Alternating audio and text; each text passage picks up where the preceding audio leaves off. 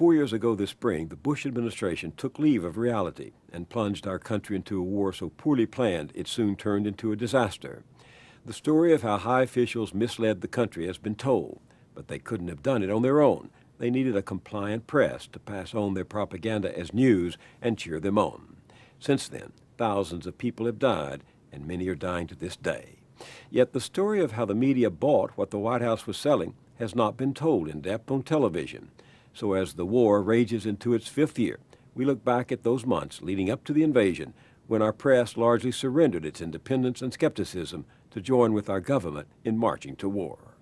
Our report was produced and directed by Kathleen Hughes and edited by Allison Amron.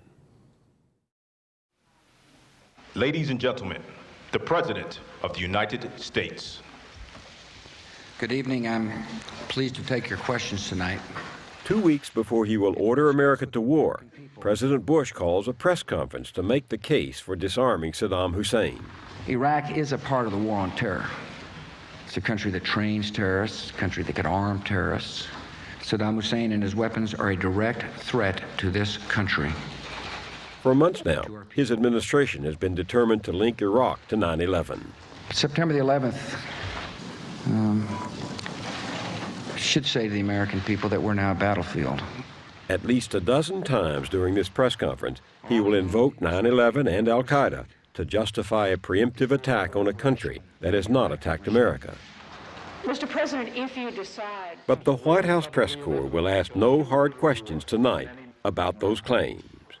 Listen to what the president says. This is a scripted. Thank you, Mr. President. Scripted. Sure enough, the president's staff has given him a list of reporters to call on. Let's see here. Elizabeth. Gregory. April. Did you have a question, or did I call upon you cold? I have a question. Okay. I'm sure you do have a question. He sort of giggled and laughed, and the reporters sort of laughed. I don't know if it was out of embarrassment for him or embarrassment for them, because they still continued to play along. After his question was done, they all shot up their hands and pretended they had a chance of being called on. Mr. President, how is your faith guiding you? My faith sustains me because I pray daily. I pray for guidance. I think it just crystallized what was wrong with the press coverage during the run-up to war. I think they felt like the war was going to happen, and the best thing for them to do was to get out of the way. Thank you for your questions. Good night.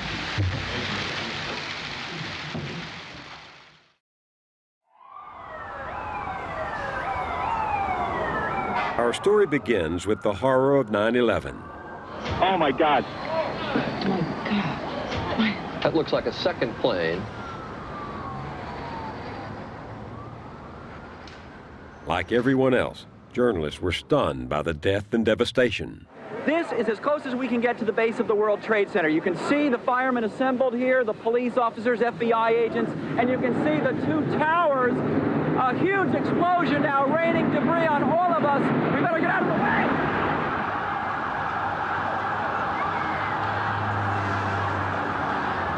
And there, as you can see, perhaps the second tower, the front tower, the top portion of which is collapsing. Good Lord. If there is a war against terrorism that started, rather ongoing right now, it started here at about 8:45 this morning. There are no words that can describe this. I was deeply moved by 9/11. I don't know of any American who wasn't. I think we all bought into that the world had changed.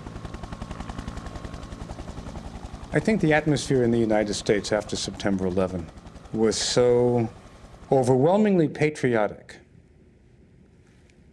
and overwhelmingly, we must do something about this. And the people who knocked these buildings down will hear all of us soon.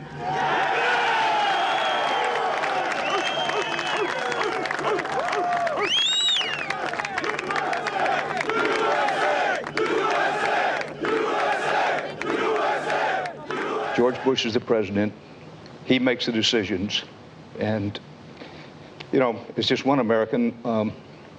Wherever he wants me to line up, just tell me where. I didn't mean it in a journalistic sense.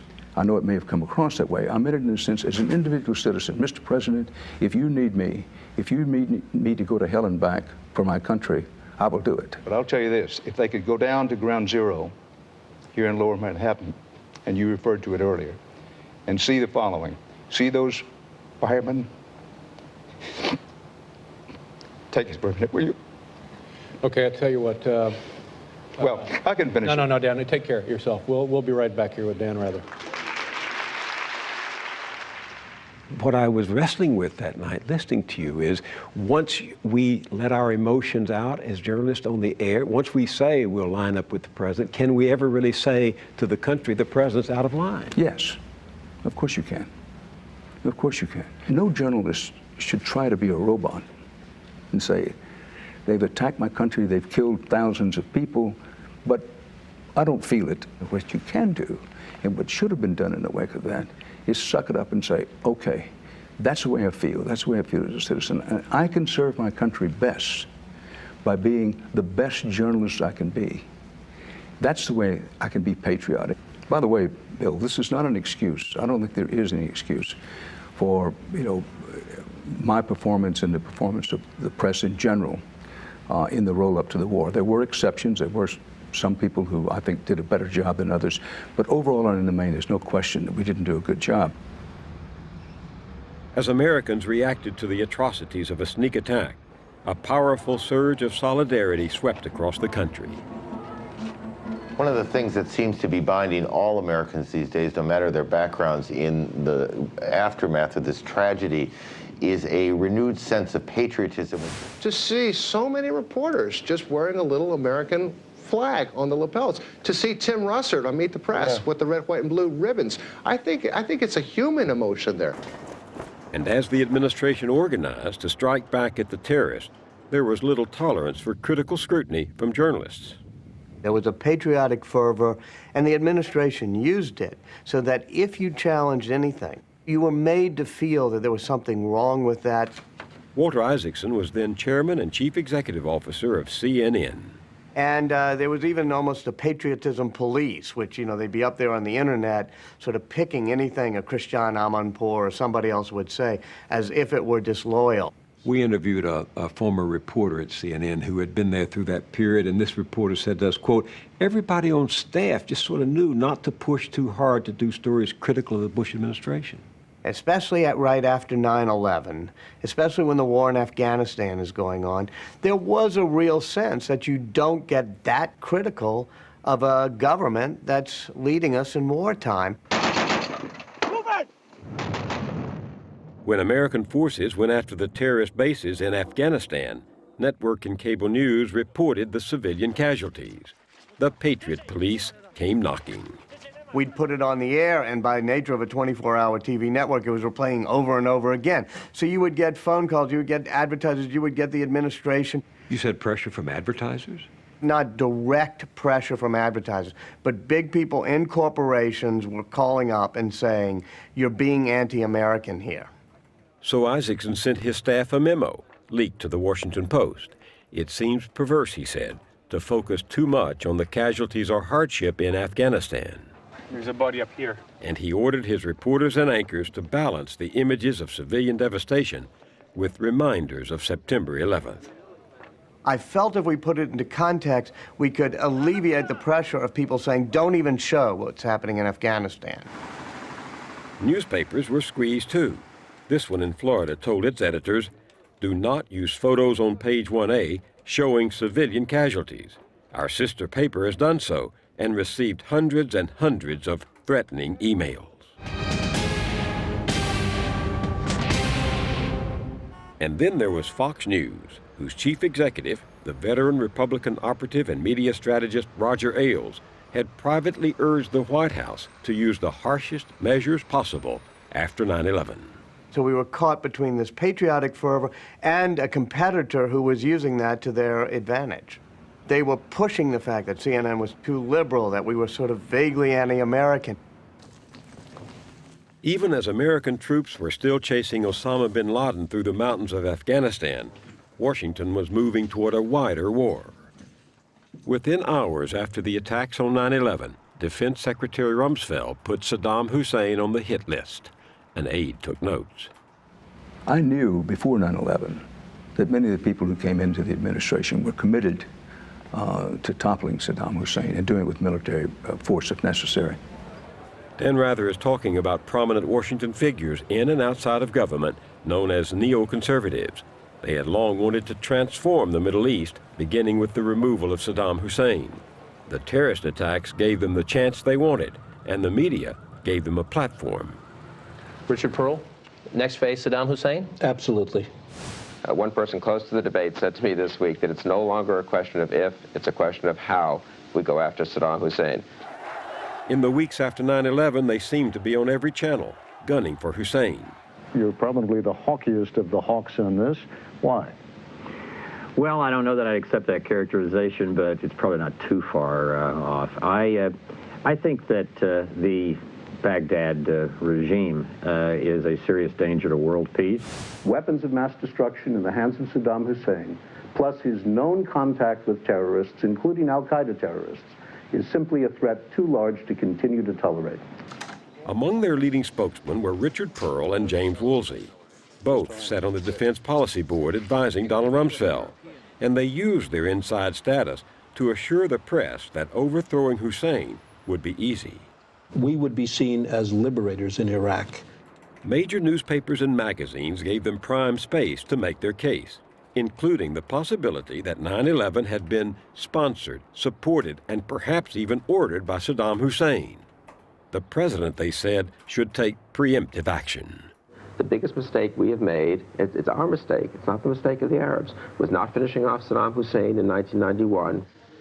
No one got more airtime from an armchair than Bill Kristol, editor of the Weekly Standard and a media-savvy Republican strategist. In the 1990s, Kristol had organized a campaign for increased military spending and a muscular foreign policy. In 1998, he and his allies wrote President Bill Clinton urging him to remove Saddam Hussein from power. And now, just days after 9/11, with many of their allies serving in the administration, they wrote an open letter to President Bush, calling for regime change in Baghdad. Over the coming months, Kristol's Weekly Standard kept up the drumbeat. What are the consequences if the U.S. does not finish off this Saddam Hussein as a second step in the war on terrorism? It would mean that the president, having declared a global war on terrorism, didn't follow through, didn't take out the most threatening terrorist state in the world. The editorial page of the Wall Street Journal signed on. And so did high-profile pundits like the New York Times' William Safire. Safire, will you wager, Ms. right now, that Saddam will be out of power by the end of 2002? Absolutely. I'll see you here a year from now. If you go after Iraq, you're going to lose a lot of allies, but who cares? Remember. Charles Krauthammer and other top columnists at the Washington Post also saw the hand of Saddam Hussein in the terrorist attacks. Jim Hoagland implicated Hussein within hours after the suicide bomber struck on 9/11. And the Post's George Will fired away on the talk shows. The administration knows Hussein has vowed revenge. He has anthrax. He loves biological weapons. He has terrorist training camps, including 707, to practice on. It was proving difficult to distinguish the opinion of the pundits from the policies of the administration. But as the hullabaloo over Saddam grew in Washington, Bob Simon of CBS News 60 Minutes was dumbfounded. He's based in the Middle East. From overseas, we had a clearer view. I mean, we knew things or suspected things that perhaps the Washington press corps could not suspect. For example, the absurdity of putting up a connection between Saddam Hussein and al-Qaeda. Absurdity. The Washington press corps cannot question an absurdity? Well, maybe the Washington press corps based inside the belt wasn't as aware as those of us who are based in the Middle East and who spend a lot of time in Iraq. I mean, when the Washington press corps travels, it travels with the president or with the Secretary of State. And in a bubble. Yeah, in a bubble. Whereas we, who'd spent weeks just walking the streets of Baghdad and in other situations in Baghdad, just were scratching our head in ways that perhaps the Washington press corps could not. Simon was under no illusions about Saddam Hussein.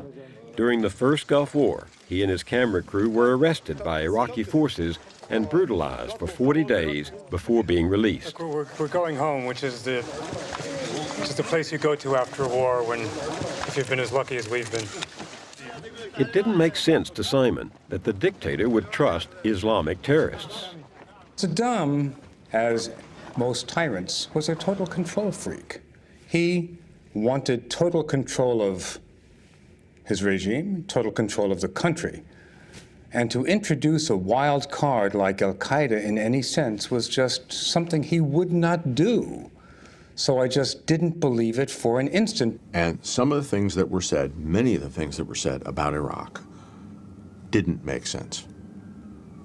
And that really prompts you to ask, wait a minute, is this true? Does everyone agree that this is true? Does anyone think this is not true? This is what we're going to do. This is plan A now. John Walcott wasn't buying the official line either. The bureau chief of Knight Ridder News Service, he and his reporters covered Washington for 32 newspapers spread across the country. Our readers aren't here in Washington. They aren't up in New York. They aren't the people who send other people's kids to war. They're the people who get sent to war. And we felt an obligation to them to explain why that might happen.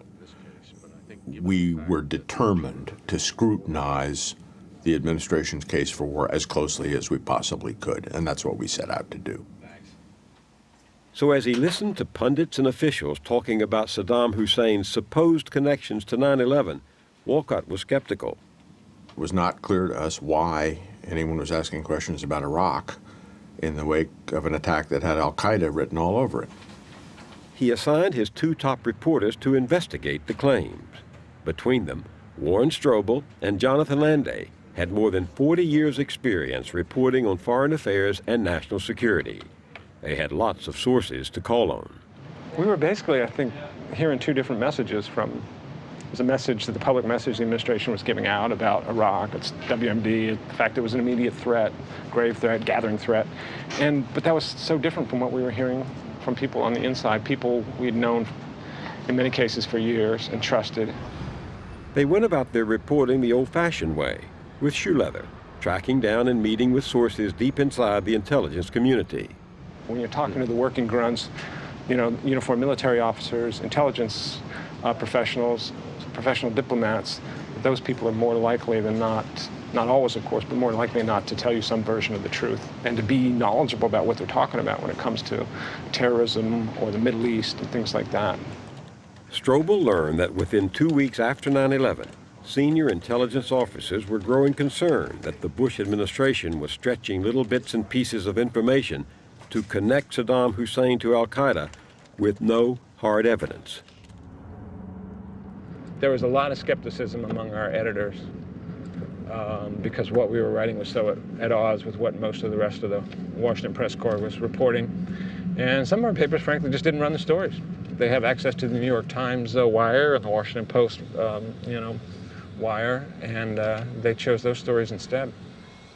Within the month, Strobel found out the Pentagon had already dispatched James Woolsey to Europe, looking for any shred of evidence to incriminate Hussein. He did this even knowing that the CIA had already analyzed this carefully and found no such links. So the more I thought about that, the more it just didn't seem to make sense. Knight Ridder's early skepticism was a rarity inside the Beltway bubble. A decision to go to war, even against an eighth-rate power such as Iraq, is the most serious decision that a government can ever make. And it deserves the most serious kind of scrutiny that we in the media can give it. Is this really necessary? Is it necessary to send our young men and women to go kill somebody else's young men and women? That meant asking questions about the sources of information the press and government were relying on, including, notably, this man, Ahmed Chalabi. After the first Gulf War, Americans had installed Chalabi as the leader of Iraqi exiles seeking regime change in Baghdad. Now he was all over Washington as the administration's and the neoconservatives' star witness against Saddam.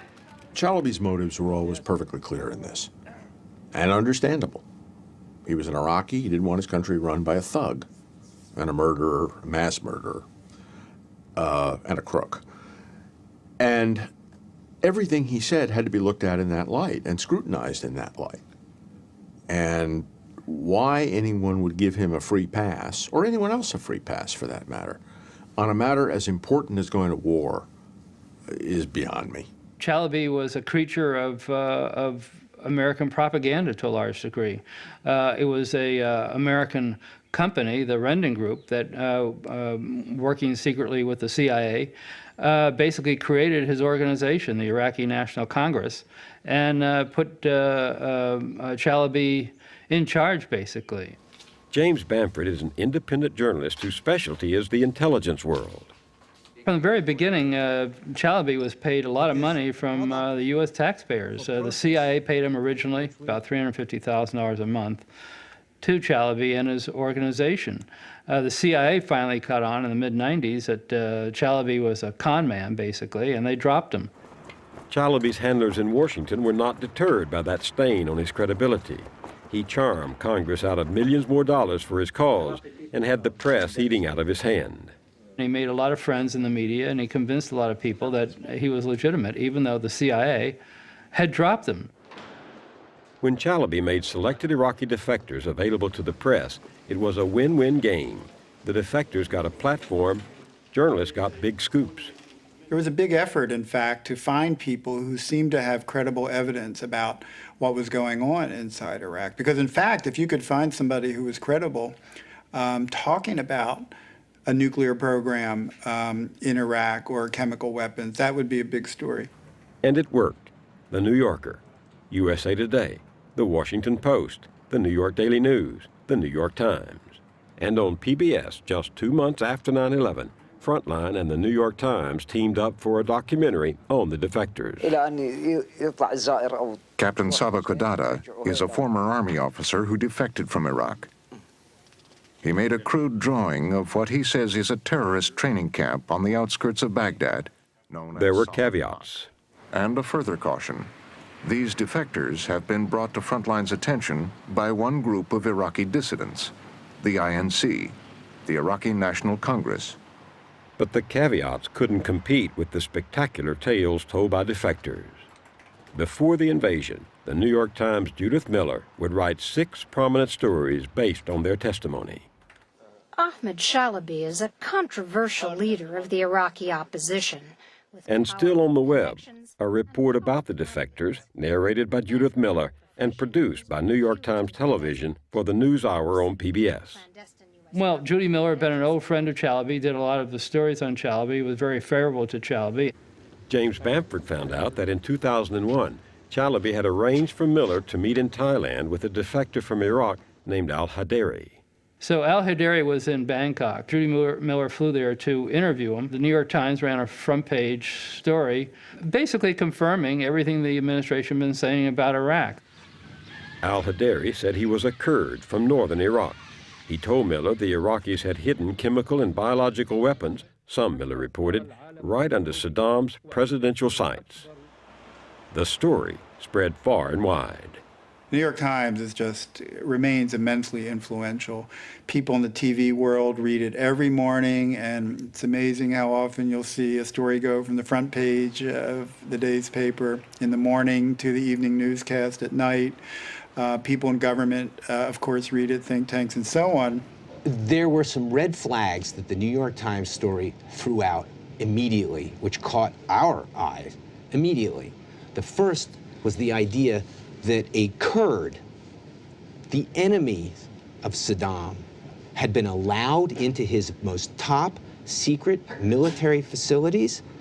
I don't think so. That was, for me, the biggest red flag.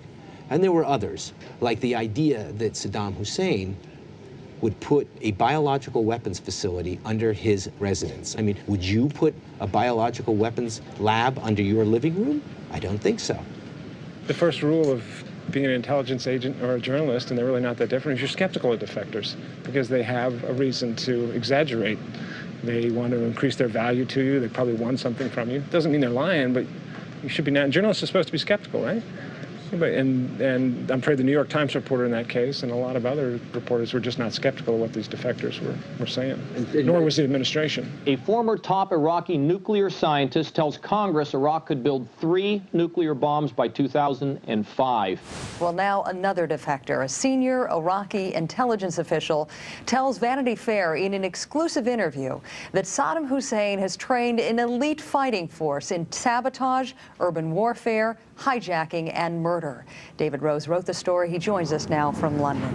Thank you for joining us. In Vanity Fair's David Rose, defectors found another eager beaver for their claims. The glossy magazine, a favorite of media elites, gave him 4 big spreads to tell defector stories. The talk shows lapped it up. What the defector al-Qarari, a former brigadier general in the Iraqi intelligence service, told me is that these guys, there are 1,200 in all. They've been trained to hijack trains, buses, ships, and so forth. As you track their stories, they become ever more fantastic. And they're the same people who are telling these stories till you get to the most fantastic tales of all, which appeared in Vanity Fair magazine. Their last training exercise was to blow up a full-size mock-up of a U.S. destroyer in a lake in central Iraq. Or jumping into pits of fouled water and having to kill a dog with your bare teeth. I mean, and this was coming from people who were appearing in all of these stories, and sometimes their rank would change. Moussaoui told us that he has verified that this man was an officer in Iraq's ruthless intelligence service, the Mukhabarat. And you're saying, wait a minute, there's something wrong here. Because in this story, he was a major, but in this story, the guy's a colonel. And in this story, this was his function, but now he says in this story, he was doing something else. The defector is telling Moussaoui that in order to evade the UN inspectors, Saddam Hussein put his biological weapons laboratories in trucks that the defector told us he personally bought from Renault. Refrigerator trucks kind of things. Yeah. And how many? 7. Leslie Stahl and CBS retracted their story a year after the invasion, when nearly all the evidence presented by defectors proved to be false. Vanity Fair's David Rose later said high government officials had confirmed his stories, but these were the very officials who had bet on Chalabi as their favorite man of war. To the Knight Ridder team, it all smelled of a con game. What he did was reasonably clever but fairly obvious, which is he gave the same stuff to some reporters that for one reason or another he felt would simply report it. And then he gave the same stuff to people in the Vice President's office and in the Secretary of Defense's office. And so if the reporter called the Department of Defense or the Vice President's office to check, they would have said, oh, I think you can go with that. We have that too. So you create the appearance, or Chalabi created the appearance, that there were 2 sources and that the information had been independently confirmed, when in fact there was only one source and it hadn't been confirmed by anybody. And let's not forget how close these people were to this administration, which raises the question, was there coordination? I can't tell you that there was, but it sure looked like it. The administration was now stepping up efforts to nail down a tangible link between Saddam and 9/11. Journalists were tipped to a meeting that supposedly took place in Prague between Iraqi agents and the 9/11 ringleader, Mohammed Atta. Pundits had a field day. He has contacts outside in Sudan and Afghanistan with terrorists. They did indeed have a contact between Atta and an Iraqi diplomat. In the New York Times, William Safire called the Prague meeting an undisputed fact. He would write about the Atta connection 10 times in his op-ed column. Just weeks after 9/11, Safire had predicted a quick war, with the Iraqis cheering their liberators and leading the Arab world toward democracy. Between March 2002 and the invasion a year later, Safire would write a total of 27 opinion pieces fanning the sparks of war. And on Tim Russert's Meet the Press, Safire kept it up. Bill Safire, the difference between sufficient provocation and a preemptive strike. I don't think we need any more provocation than we've had by 10 years of breaking his agreement at the ceasefire. He has been building weapons of mass destruction. In October, his own paper ran a front-page story by James Risen questioning the evidence. Then came this report from Bob Simon. The administration has been trying to make a link to implicate Saddam Hussein in the attacks of September 11. And they've been pointing to an alleged meeting between Mohammed Atta, the lead hijacker, and an Iraqi intelligence officer in the Czech capital of Prague. If we had combed Prague and found out that there was absolutely no evidence for a meeting between Mohammed Atta and an Iraqi intelligence figure, if we knew that, we had to figure that the administration knew it. And yet they were selling the connection between al-Qaeda and Saddam. Bob Baer spent 16 years as an undercover agent for the CIA in the Middle East. How did you get to Bob Baer, the former CIA official who was such an important source for you? we called him.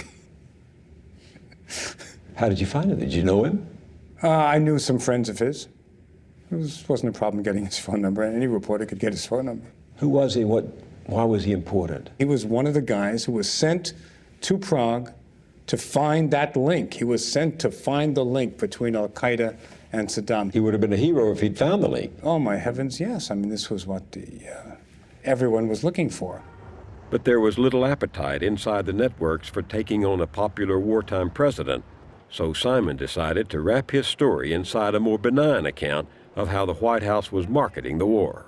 It's not the first time a president has mounted a sales campaign to sell a war. And I think we all felt from the beginning that to deal with a subject as explosive as this, we should keep it, in a way, almost light, if that doesn't seem ridiculous. Going to war almost light. Not to present it as a frontal attack on the administration's claims, which would have been not only premature, but we didn't have the ammunition to do it at the times. We did not know then that there were no weapons of mass destruction in Iraq. We only knew that the connection the administration was making between Saddam and al-Qaeda was very tenuous at best, and that the argument it was making over the aluminum tubes seemed highly dubious.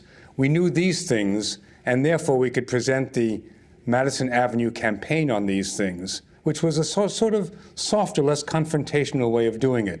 Did you go to any of the brass at CBS, even at 60 Minutes, and say, look, we got to dig deeper. We got to connect the dots. This isn't right.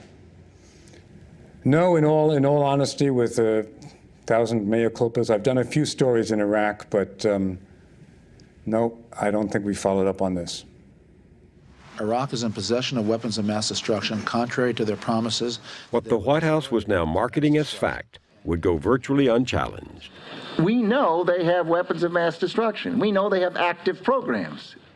As the Washington Post veteran reporter Walter Pincus would later report, the propaganda machine was run by the president's inner circle, officials who called themselves the White House Iraq Group, or WHIG.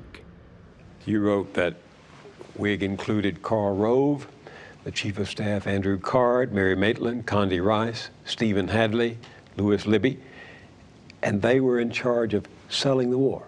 Selling the war, yeah. Good evening.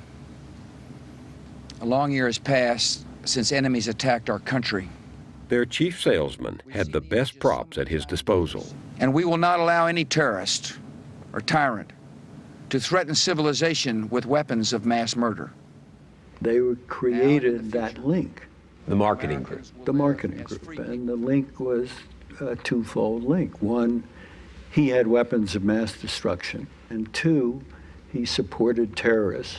And they repeated it every day. Anybody who watches television these days know you sell a product, not just by saying it once, by saying it over and over again with new spokesmen 2-3 times a day, and it sinks into the public.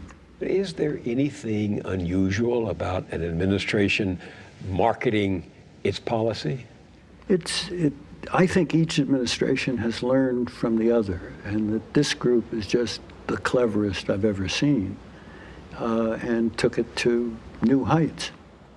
The TV, radio, print, other media outlets are as crucial to going to war as the bombs and the bullets and the planes. They're part of the arsenal, the propaganda weaponry, if you will.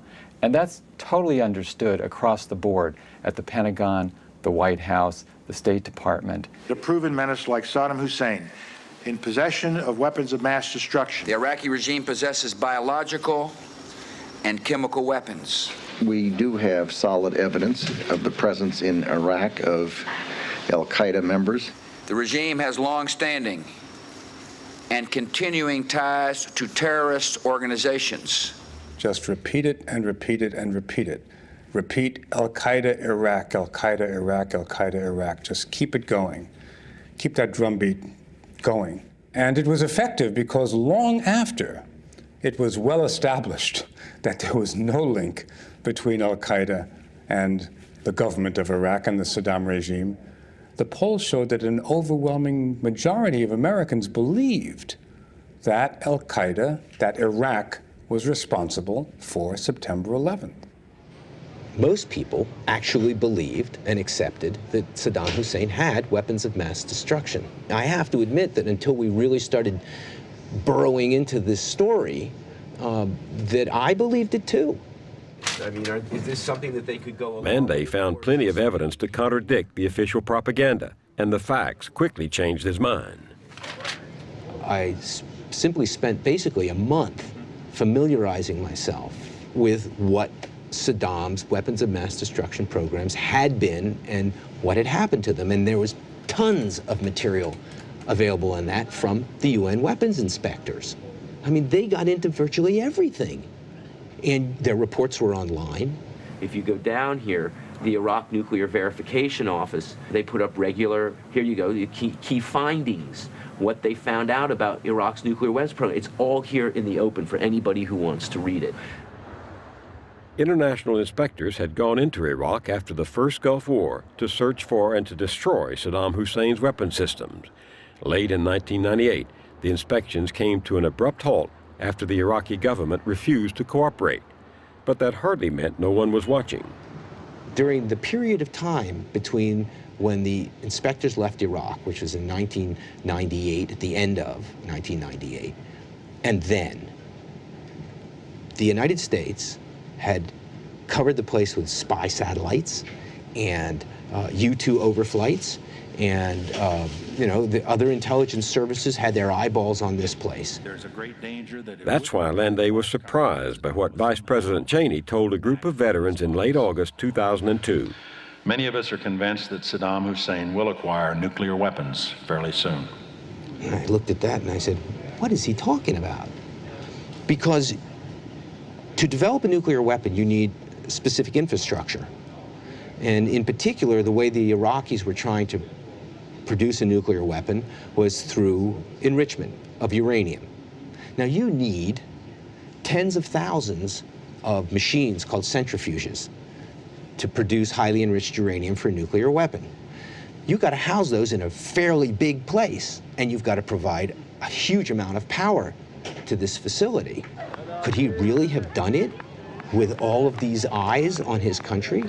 But we now know that Saddam has resumed his efforts to acquire nuclear weapons. So when Cheney said that, I got on the phone to people, and one person said to me, somebody who watched proliferation as their job, said the vice president is lying. On the basis of his intelligence sources, Landay wrote there was little evidence to back up the vice president's claims. But the story Landay wrote didn't run in New York or Washington. Knight Ridder, remember, has no outlet in either city. So it couldn't compete with a blockbuster that appeared 2 days later on the front page of the nation's paper of record with the familiar byline. Quoting anonymous administration officials, the Times reported that Saddam Hussein had launched a worldwide hunt for materials to make an atomic bomb using specially designed aluminum tubes.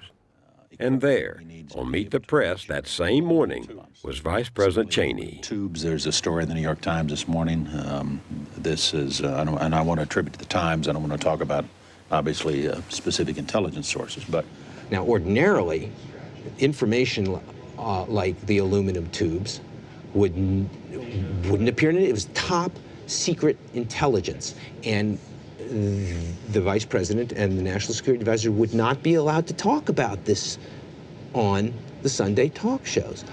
But it appeared that morning in the New York Times, and therefore they were able to talk about it. It's now public that, in fact, he has been seeking to acquire, and we have been able to intercept and prevent him from acquiring through this particular channel the kinds of tubes that are necessary to build a centrifuge. And the centrifuge is required to take low-grade uranium and enhance it into highly enriched uranium, which is what you have to have in order to build a bomb.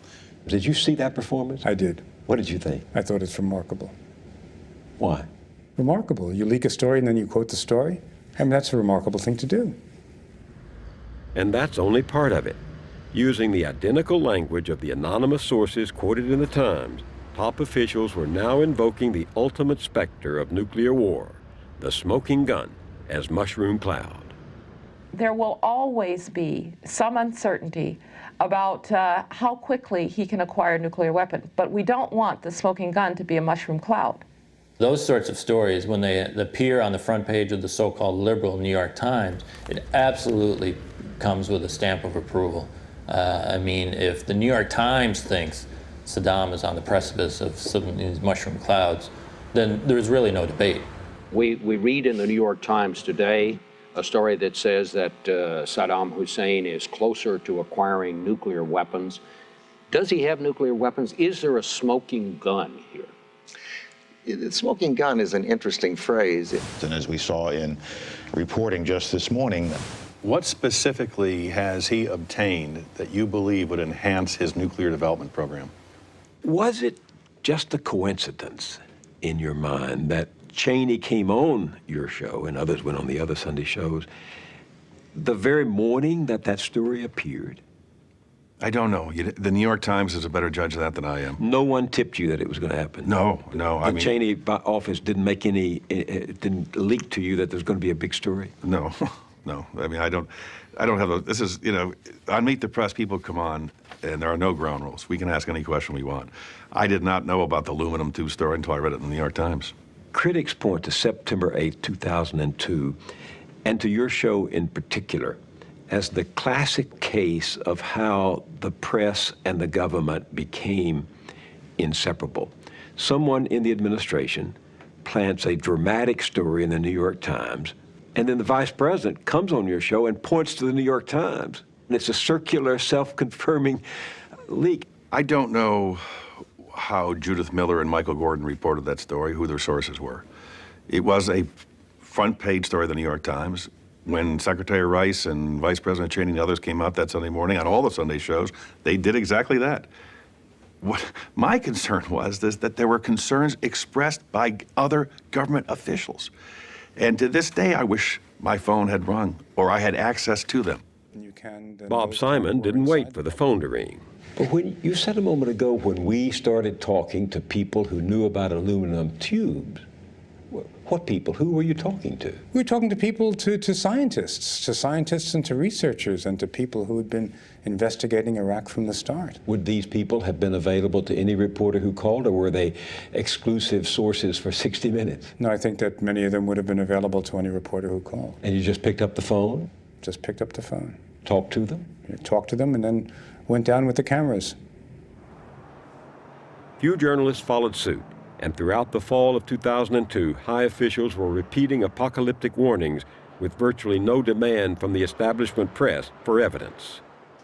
Facing clear evidence of peril, we cannot wait for the final proof, the smoking gun that could come in the form of a mushroom cloud. Could members of the press have known at that point that the administration was exaggerating? Individuals did it. There were specialists who were raising questions. And one of our reporters, Joby Warwick, wrote a very tough piece about not just the disagreement, but how doubtful it was that these tubes were for nuclear weapons.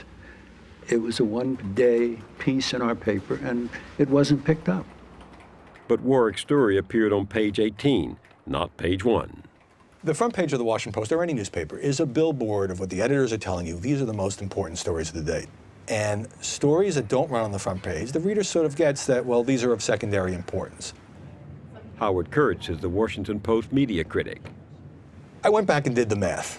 From August 2002 until the war was launched in March of 2003, there were about 140 front-page pieces in the Washington Post making the administration's case for war. It was the president said yesterday, the vice president said yesterday, the Pentagon said yesterday. Well, that's part of our job. Those people want to speak. We have to provide them a platform. I don't have anything wrong with that. But there was only a handful of stories that ran on the front page, some more that ran inside the pages of the paper, that made the opposite case, or if not making the opposite case, raised questions. Was this really true? What was the level of proof? Did the CIA really know? What were those aluminum tubes? Those stories, and some reporters worked hard on them, had a harder time getting on the front page. Why? Because they weren't definitive. But who defines definitive? Reporter Walter Pincus's sources, deep inside the government, questioned how the intelligence was being used. But his stories were mostly relegated to the back pages. Across the media world, the bellicose but unconfirmed claims made the big headlines. The cautionary stories did not. And I believe, honestly, people don't have a fear of irritating the White House, certainly not at the Washington Post. But they do worry about sort of getting out ahead of something. Isn't that supposed to be scoop journalism? Well, but you could be wrong. And it's a truism that individual journalists and, in fact, the top-ranked media outlets they work for really want to be ahead of the curve but not out on a limb.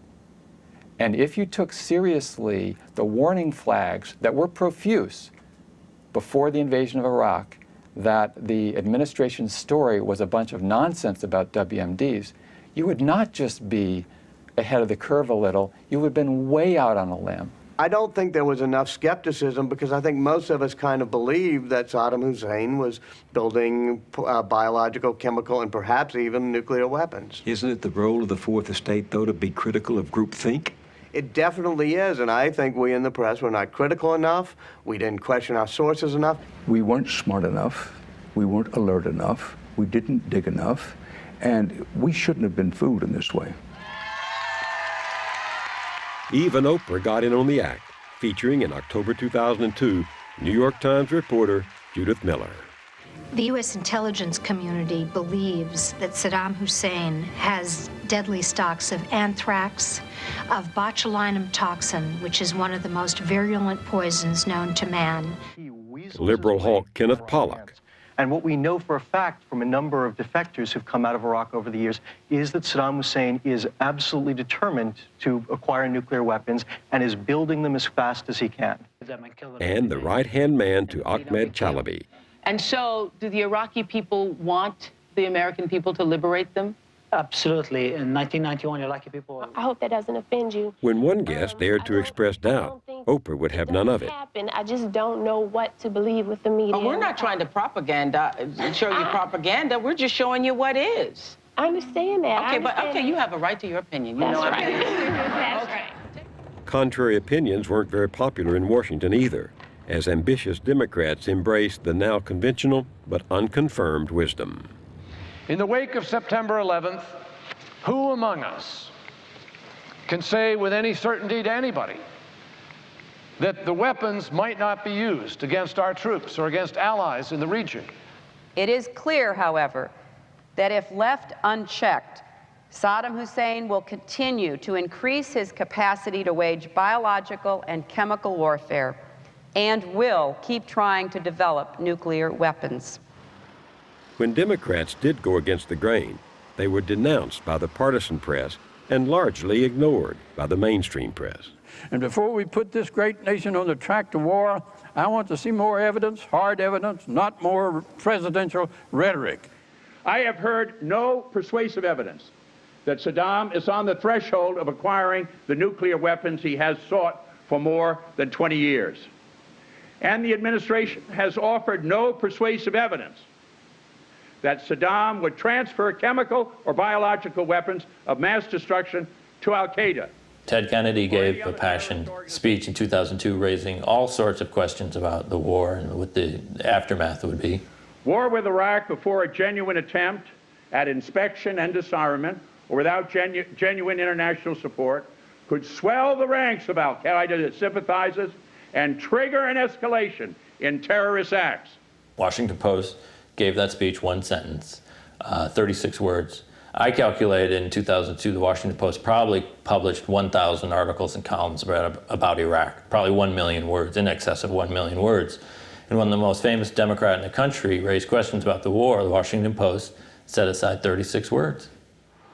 It had now become unfashionable to dissent from the official line, unfashionable and risky. Anyone who hurts this country in a time like this, well, let's just say you will be spotlighted. If you're a journalist or a politician and you're swimming upstream, so to speak, you're going to encounter a lot of piranha, and they are voracious. There's a notion that this is the person that we go after this week. Fox News and talk radio and the conservative bloggers, I mean, they were banging those drums very loud, and everyone in the press could hear it. Not only was it just liberal bias, it was an anti-American bias, an unpatriotic bias, and that these journalists were really not part of America. And every journalist knew it. They had and they have a very effective slime machine. And the way it works is you either report the news the way we want it reported, or we're going to hang a sign around your neck. I will call those who publicly criticize their country in a time of military crisis, which this is, bad Americans. There's a level of vitriol and vindictiveness that is very scary to listen to. And you think the millions of people listening to them, the media have become sort of like the whipping boy because they know that the press can provide information that runs counter to what the government is claiming, to what the Bush administration is claiming. Now, Johnny. On his new MSNBC talk show, Phil Donahue discovered just what could happen when you stepped out of line. City tonight. Anti-war protesters taking on the government. Is there a place for them in this post-9/11 world, or are they just downright unpatriotic? I just felt, what would be wrong with having one show a night, say, hold it, wait a minute, can we afford this? And do we have enough troops? And what about General Shinseki? And where are all, what is Guantanamo? What's wrong with this? I felt people who didn't like my message would watch me because no one else was doing it. That's why I couldn't get over the unanimity of opinion on cable. The drum was beating. Everybody wanted to bomb somebody. And I'm thinking, wait a minute.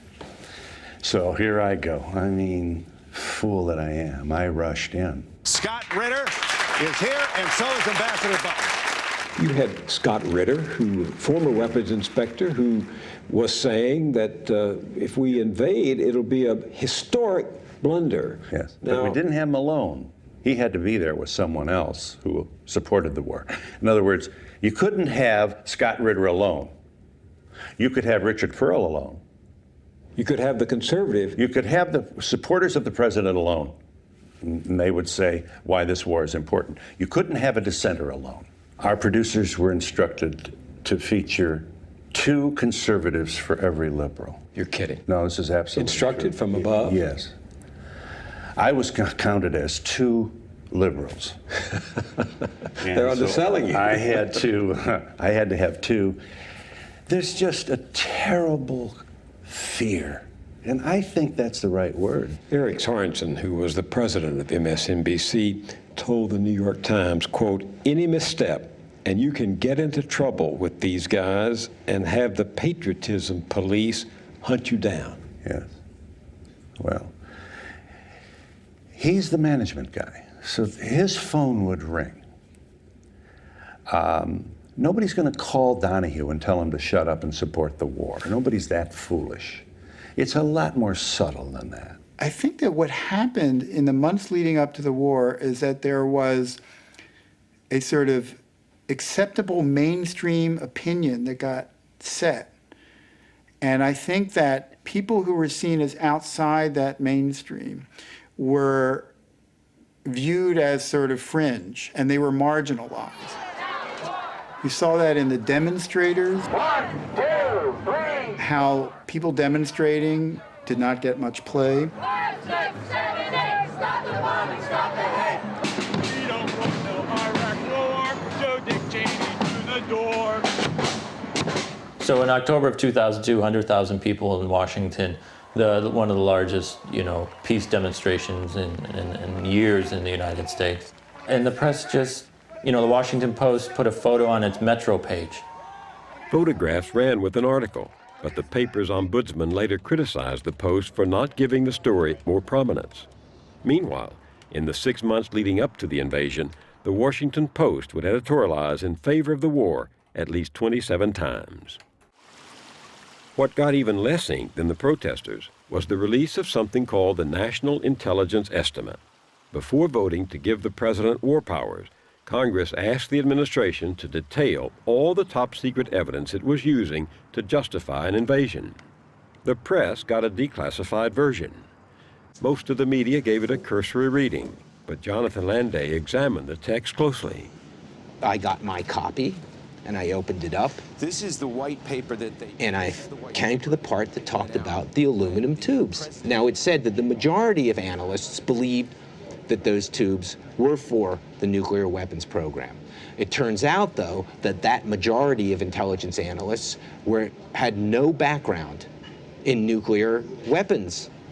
Knight Ridder was on top of the most important story of the run-up to the invasion, the manipulation of intelligence to make the case for war. On October 4th, Landay wrote, "The White House and the Pentagon are pressuring intelligence analysts to suppress information that might undercut support for the war." So here was yet another building block in this chain of building blocks that we had collected over these months about what they were saying to the public and what the intelligence was actually telling them. And there were differences. Some of them were nuanced, some of them were quite large. But it became quite apparent that they were grabbing just about anything they could to make the case for going to war in Iraq.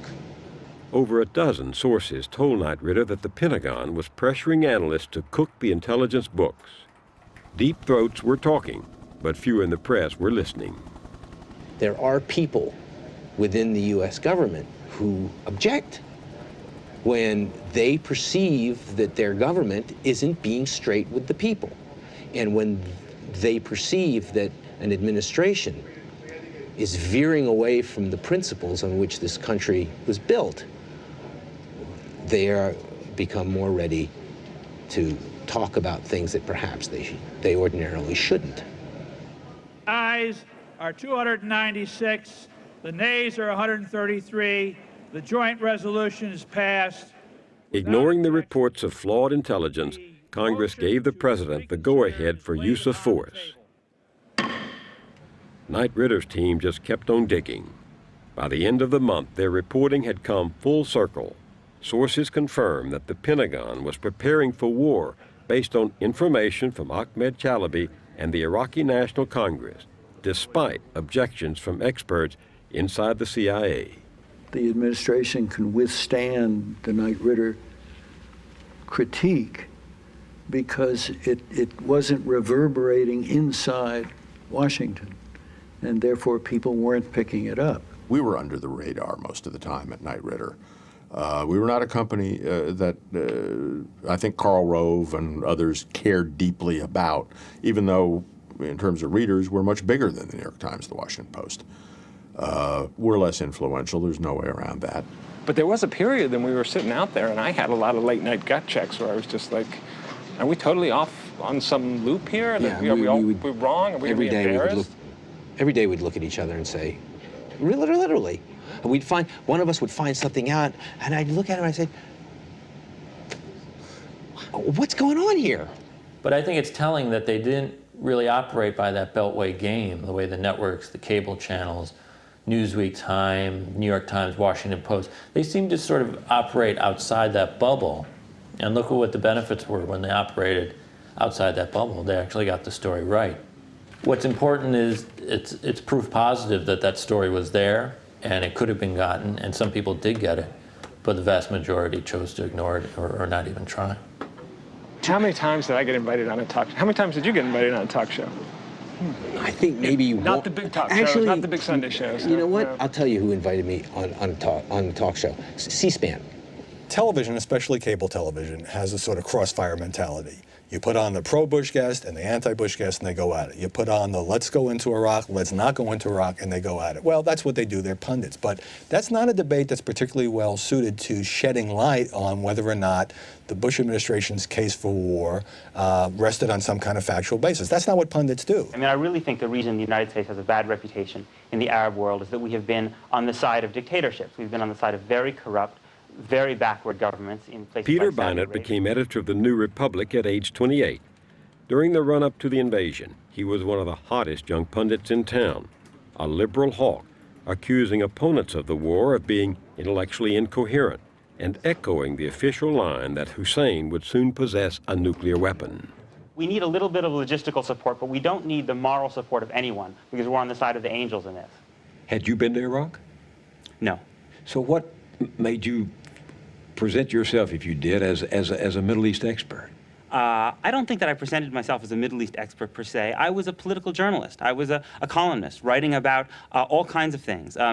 Someone in my position is not a Middle East expert in the way that somebody who studies this at a university is, or even at a think tank, but I consume that stuff. I was relying on people who did that kind of reporting and people who had been in the government, who had access to classified material for their assessment. And you would talk to them, and they would, in effect, brief you, all background on what they knew?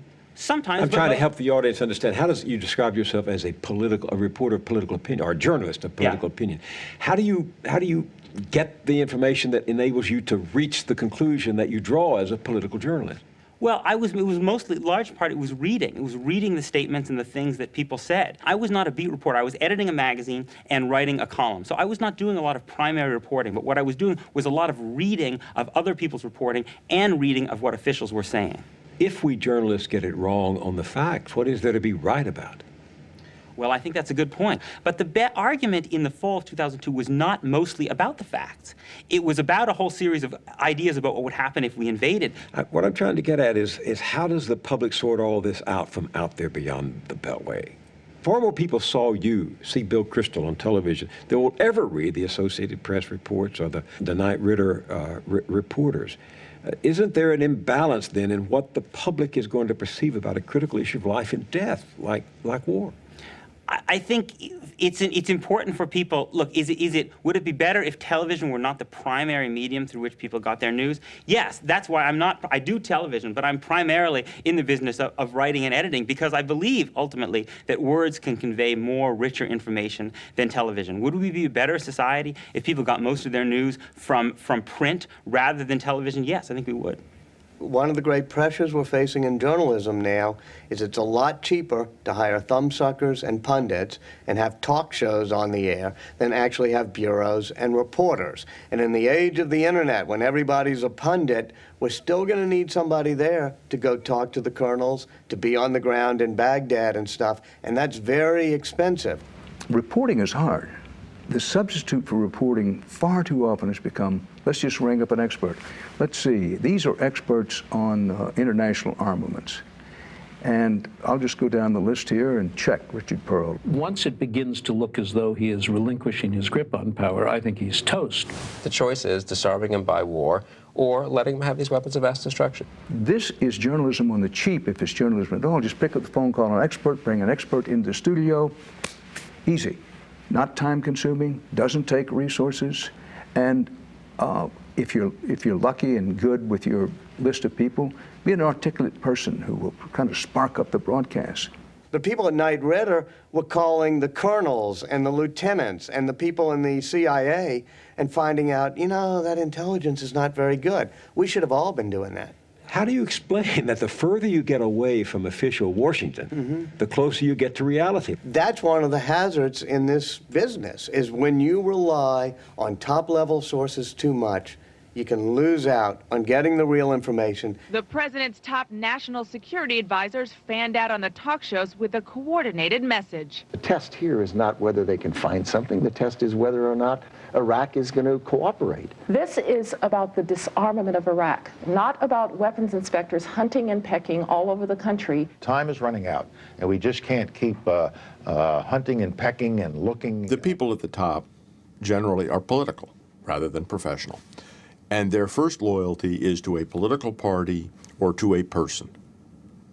not to a bureaucracy, not to a job. And so what you get from them is spin. Look, I'm a blue-collar guy from Buffalo. I know who my sources are. I work them very hard. It's the mid-level people that tell you the truth. They're the ones who know the story? Well, they're working on the problem, and they understand the detail much better than a lot of the so-called policymakers and political officials. But they don't get on the Sunday talk show. No, you can't. I mean, they don't want to be, trust me. I mean, they can lose their jobs, and they know it. But they can provide information which can help in me challenging or trying to draw out sometimes their bosses and other public officials. What do you make of the fact that of the 414 Iraq stories broadcast on NBC, ABC, and CBS nightly news from September 2002 until February 2003, almost all the stories could be traced back to sources from the White House, the Pentagon, and the State Department? It's important that you have an opposition party. That's our system of government. So it's not news unless there's somebody... No, I didn't say that. But it's important to have an opposition party, your opposing views. More and more in the media become, I think, common carriers of administration statements and critics of administration. And we've sort of given up being independent on our own. Ladies and gentlemen, the President of the United States. We used to do at the Post something called truth squatting.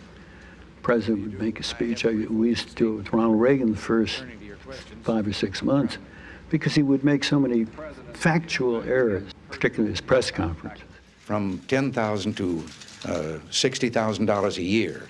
And after 2 or 3 weeks of it, the public at large would say, why don't you leave the man alone? He's trying to be honest. He makes mistakes. So what? And we stopped doing it. You stopped being a truth squad. We stopped truth squatting every sort of press conference or truth squatting. And we left it then to the Democrats. In other words, it's up to the Democrats to catch people, not us. So if the Democrats challenged a statement from the president, you could quote both sides? We then quote both sides. That's called objectivity by many standards, isn't it? Well, that's objectivity if you think there are only two sides and if you're not interested in the facts. And the facts are separate from, what one side says about the other. By late November 2002, the press had yet another chance to get the facts right. Facing intense international pressure, the White House agreed to hold off military action until Saddam Hussein permitted a team of UN inspectors to return to Iraq and take a closer look.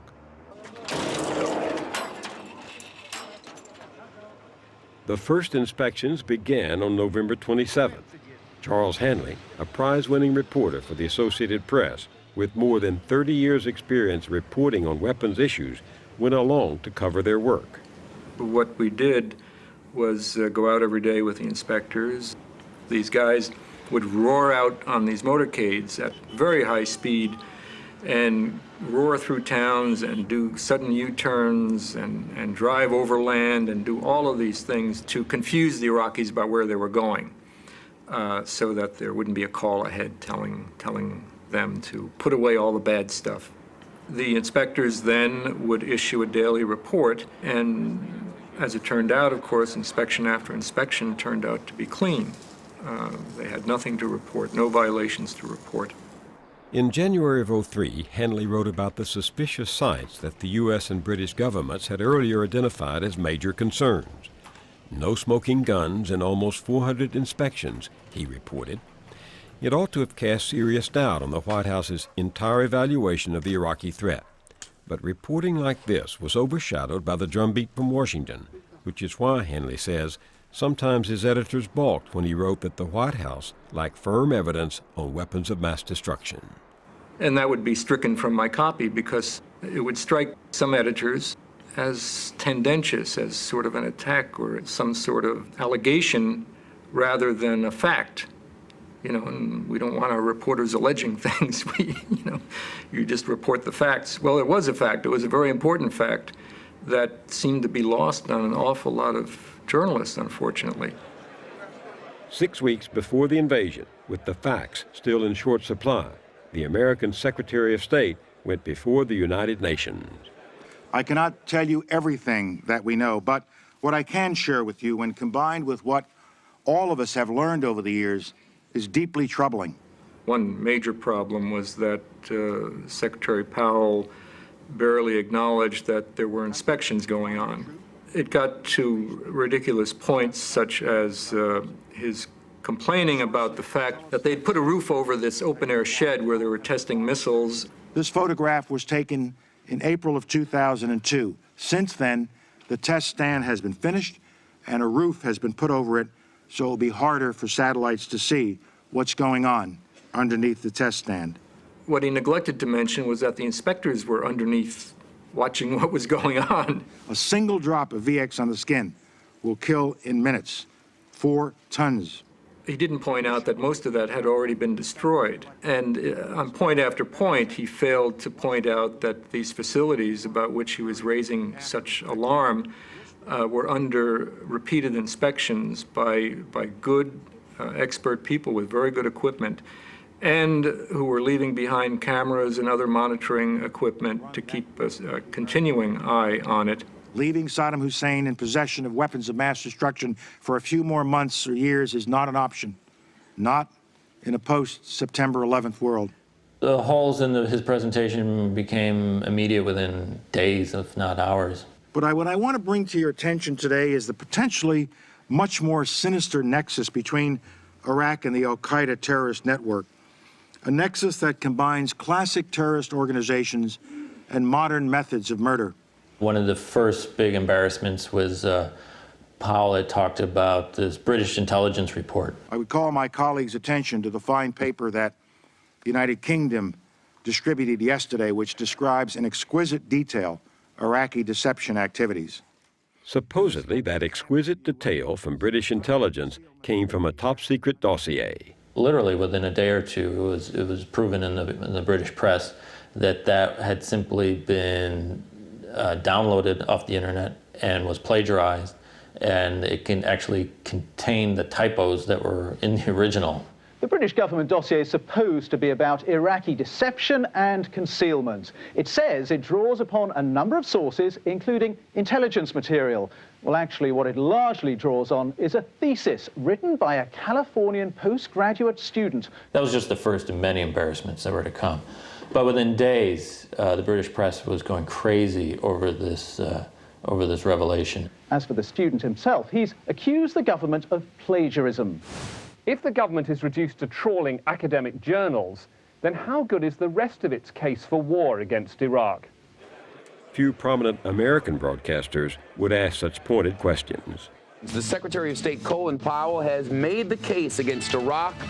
Secretary of State Colin Powell has given a lot of important speeches in his lifetime to a lot of large audiences, but no speech was more important than the one he gave today. In the United Nations Security Council this morning, the Secretary of State Colin Powell took almost an hour and a half to make the Bush administration's case against Saddam Hussein. Making the case for war, Secretary Powell shows the world what he calls undeniable proof. Colin Powell was trusted, is trusted, I put it in a sense. He, unlike many of the people who made the decision to go to war, Colin Powell has seen war. He knows what a green jungle hell Vietnam was. He knows what the battlefield looks like. And when Colin Powell says to you, I, Colin Powell, am putting my personal stamp on this information. It's my name, my face, and I'm putting it out there. That did make a difference. And you were impressed. I was impressed. And who wouldn't be? And you look at the response from, forget about the right-wing media, from the so-called liberal press the next morning. You pick up the Washington Post, on the op-ed page, there's Jim Hoagland saying, obviously, from what Powell said, there are weapons of mass destruction in Iraq. You go a few inches away to Richard Cohen, a avowed liberal. He says, obviously, there are weapons of mass destruction. I mean, it's a fair paraphrase to say these pundits and many others were asserting, if you don't think there are WMDs in Iraq, you are an idiot. Across the country, editorial writers bought what Powell was selling. A masterful legal summary, a strong, credible, and persuasive case, a powerful case, an ironclad case, succinct and damning evidence, a detailed and convincing argument, an overwhelming case, a compelling case, a persuasive, detailed accumulation of information. These were supposed to be the most discerning, sophisticated journalists in the country writing this stuff, and they were totally bamboozled.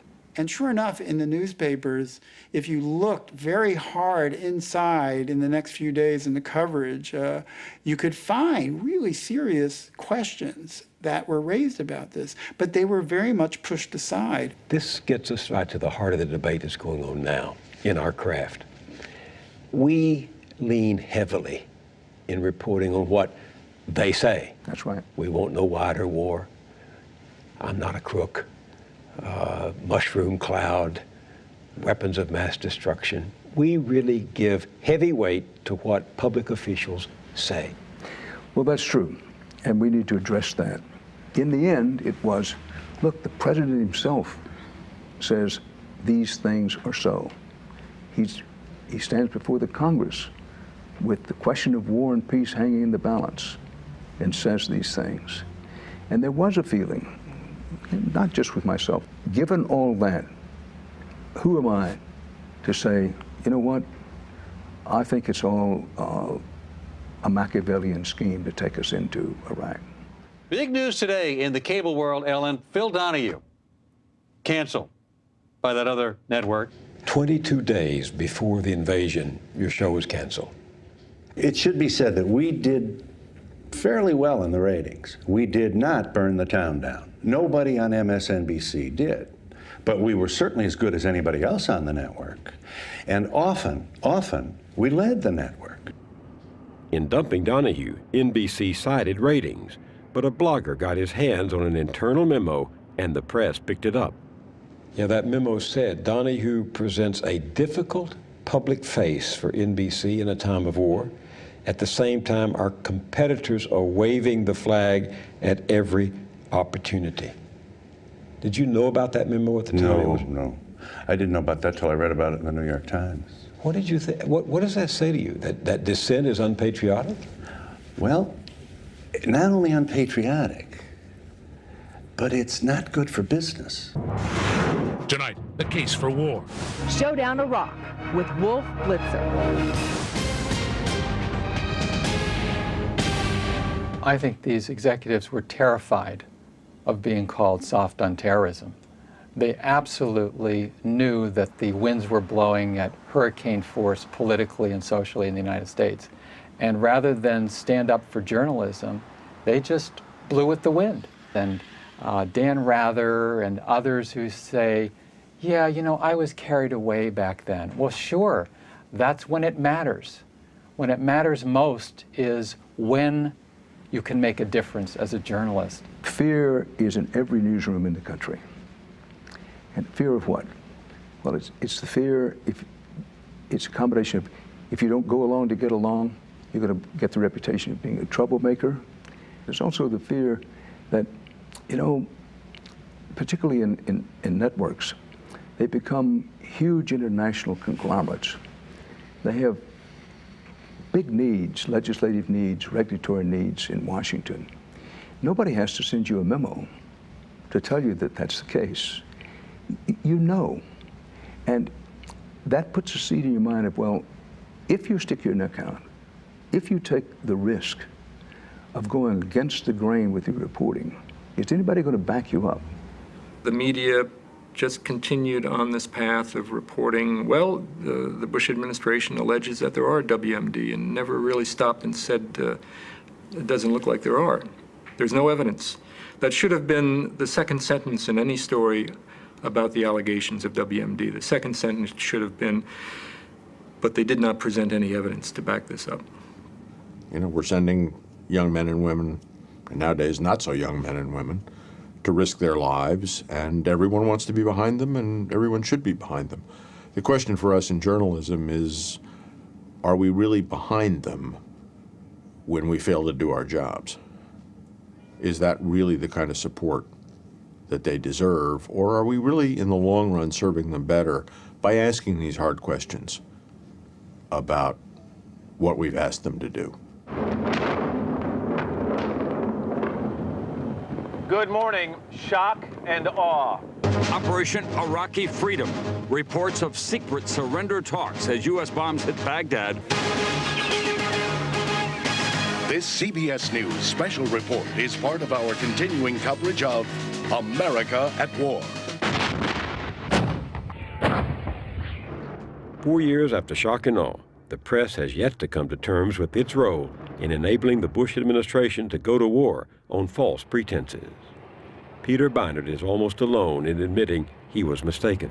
Where I think I was tragically wrong was not to see in February, March 2003, after we got the inspectors back in on the ground, and we began to learn much more about what had been going on in Iraq than we had known in 2002 when we had no one on the ground, that assumption was being proven wrong.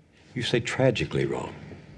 Because I think the war has been a tragic disaster. I mean, the Americans killed, the Iraqis killed. It's true, life under Saddam was hell, but can one really say that life for Iraqis is better today? We wanted to talk to some others in the media about their role in the run-up to the war. Judith Miller, who left the Times after becoming embroiled in a White House leak scandal, declined our request on legal grounds. The Times liberal hawk Thomas Friedman also said no. So did Bill Safire, who had predicted Iraq would now be leading the Arab world to democracy. President Bush recently awarded him the Medal of Freedom. The Washington Post's Charles Krauthammer also turned us down. So did Roger Ailes, the man in charge of Fox News. He declined because, an assistant told us, he's writing a book on how Fox has changed the face of American broadcasting and doesn't want to scoop himself. William Crystal led the march to Baghdad behind a battery of Washington microphones. He has not responded to any of our requests for an interview, but he still shows up on TV as an expert, most often on Fox News. And he's got to begin to show progress in 3, 4, 5 months once the U.S. troops get in. Being a pro-war pundit means never having to say you're sorry. I mean, these were people who were laying out the blueprint for the war about how it was going to unfold, and it turns out couldn't have been more wrong every which way. You have a president. And it's astonishing to see them still on TV, invited on as experts in the region. It's true. So many of the advocates and apologists for the war are still flourishing in the media.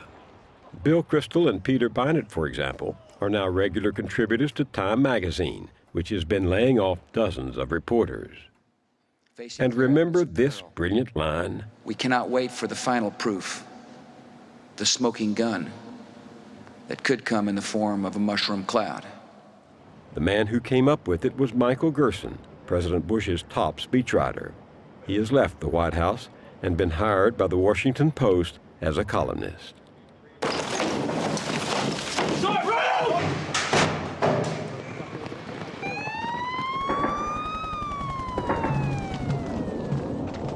The number of American troops killed in Iraq now exceeds the number of victims on 9/11. We have been fighting there longer than it took us to defeat the Nazis in World War II. The cost of the war are reckoned at $1 trillion and counting. The number of Iraqis killed, over 35,000 last year alone, is hard to pin down. The country is in chaos.